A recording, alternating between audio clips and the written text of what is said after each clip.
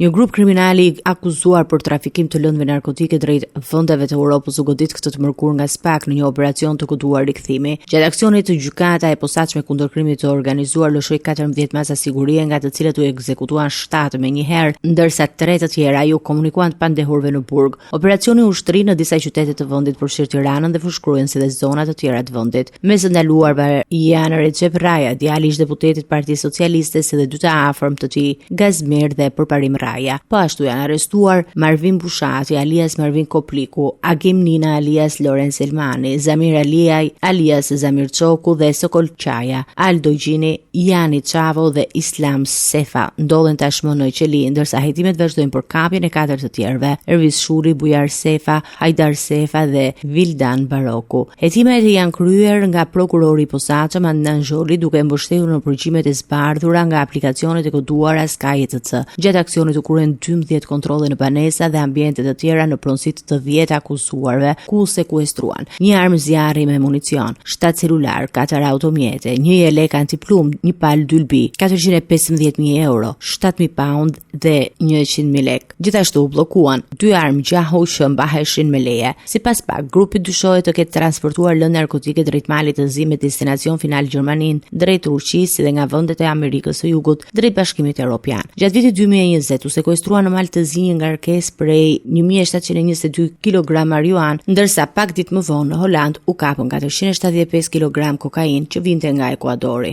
Në vitin 2021 grupi akuzohet për një ngarkesë tjetër prej 236 kg marijuan që po transportohej drejt Turqisë. Ndaj të akuzuarve rëndojnë vepra penale të grupit të strukturuar kriminal dhe trafikim të lëndëve narkotike, ndërsa hetimet po kryen në bashkëpunim me partner ndërkombëtar. Operacioni është pjesë e përpjekjeve të SPAK-ut për goditje trafikut të drogës drejt Europës dhe për sigurinë në vend.